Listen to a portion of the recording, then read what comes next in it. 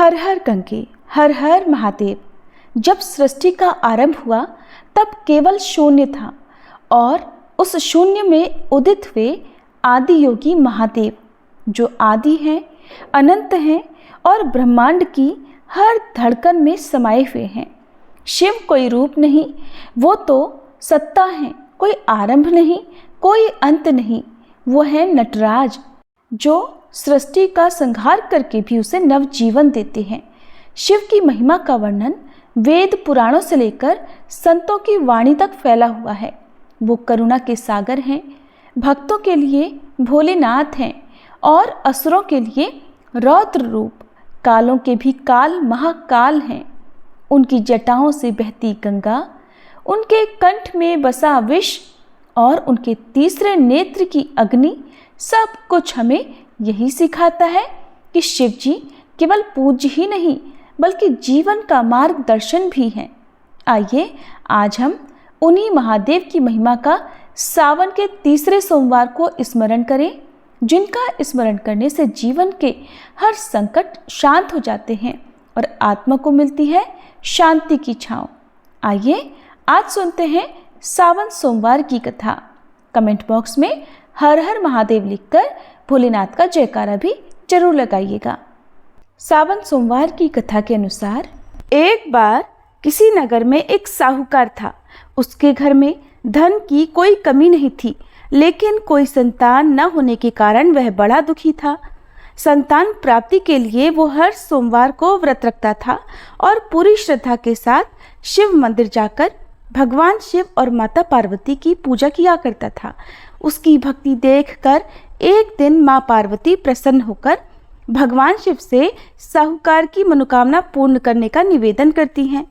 पार्वती जी के आग्रह पर भगवान शिव ने कहा, हे देवी, इस संसार में हर प्राणी को उसके कर्मों का फल मिलता है और जिसके भाग्य में जो हो उसे भोगना ही पड़ता है।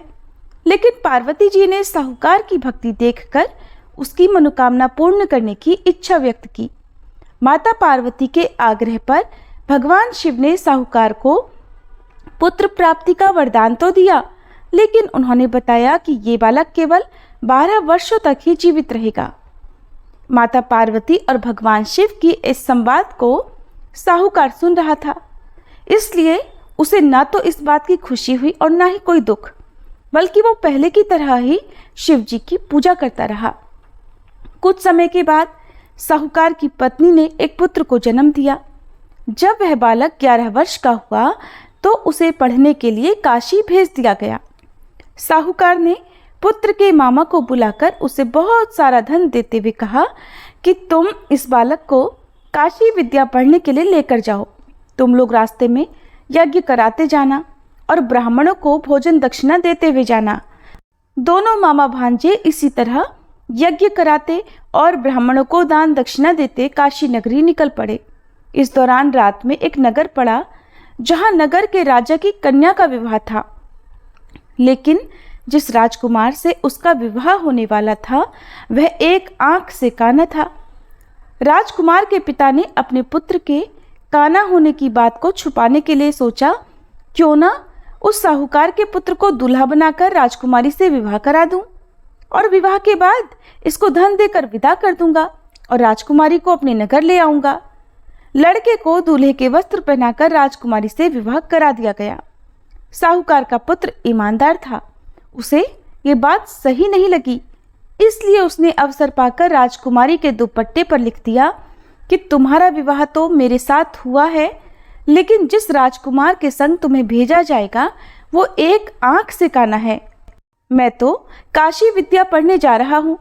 जब राजकुमारी ने चुन्नी पर लिखी बातें पढ़ी तो उसने अपने माता पिता को ये बात बताई।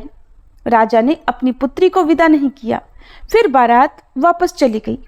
दूसरी ओर साहूकार का पुत्र और उसका मामा काशी पहुंचे और वहां जाकर उन्होंने यज्ञ किया। जिस दिन साहूकार का पुत्र 12 वर्ष का हुआ उस दिन भी यज्ञ का आयोजन था। लड़के ने अपने मामा से कहा कि मेरी तबीयत कुछ ठीक नहीं है। मामा ने कहा, तुम अंदर जाकर आराम कर लो। भगवान शिव के वरदान अनुसार कुछ ही देर में उस बालक के प्राण निकल गए। मृत भांजे को देखकर उसके मामा ने विलाप करना शुरू कर दिया। संयोगवश उसी समय भगवान शिव और माता पार्वती उधर से जा रहे थे। पार्वती जी ने भोलेनाथ से कहा, स्वामी, मुझे इसके रोने का स्वर सहन नहीं हो रहा, आप कृपया इस व्यक्ति के कष्ट को अवश्य दूर कीजिए। जब भगवान शिव मृत बालक के समीप गए तो वह बोले कि ये उसी साहूकार का पुत्र है जिसे मैंने 12 वर्षों की आयु का वरदान दिया था। अब आज इसकी आयु पूरी हो चुकी है। लेकिन मातृभाव से विभोर माता पार्वती जी कहने लगी, हे महादेव, आप इस बालक को और आयु देने की कृपा करें, नहीं तो इसके वियोग में इसके माता पिता भी तड़प तड़प कर मर जाएंगे। माता पार्वती के पुनः आग्रह पर भगवान शिव ने उस लड़के को जीवित होने का वरदान दिया। शिव जी की कृपा से वह लड़का जीवित हो गया।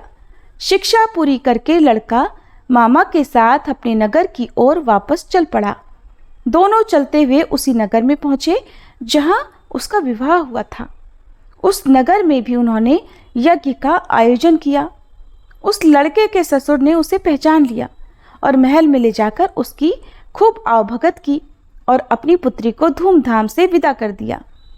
इधर साहूकार और उसकी पत्नी भूखे प्यासे रहकर अपने बेटे की प्रतीक्षा कर रहे थे। उन्होंने प्रण कर रखा था कि अगर उन्हें अपने बेटे की मृत्यु का समाचार मिला तो वो भी प्राण त्याग देंगे, परंतु अपने बेटे के जीवित होने का समाचार पाकर वे बेहद प्रसन्न हुए। उसी रात भगवान शिव ने साहूकार के स्वप्न में आकर कहा, हे श्रेष्ठी, मैंने तेरे सोमवार के व्रत करने और व्रत कथा सुनने से प्रसन्न होकर तेरे पुत्र को लंबी आयु प्रदान की है। इसी प्रकार जो कोई सोमवार व्रत करता है या कथा सुनता और पढ़ता है, भोलेनाथ और माँ पार्वती की कृपा से उनके सभी संकट दूर होते हैं, भक्तों की समस्त मनोकामनाएं पूर्ण होती हैं। कथा समाप्त। सभी प्रेम से बोलिए ओम नमो पार्वती पते, हर हर महादेव।